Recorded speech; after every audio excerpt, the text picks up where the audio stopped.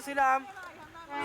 हम गायक कलाकार राजू निर्मल, बेसार, बंधो बाजार, पट्टी प्रतापगढ़ और दीपक जौनपुरिया यूट्यूब चैनल के माध्यम से आइए प्यारा सा गीत आप सबके बीच में भेज रहे हैं, जो कुछ त्रुटि क्षमा करिएगा।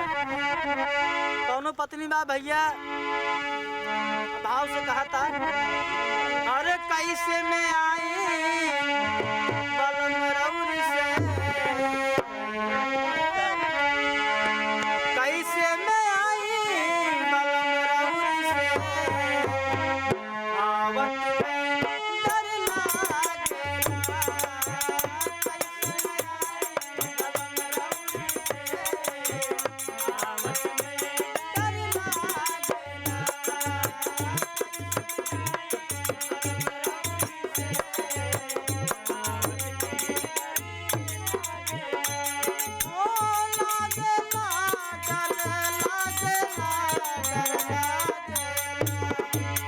कैसे में आई बलम रउरी से, आवत में डर लागेला।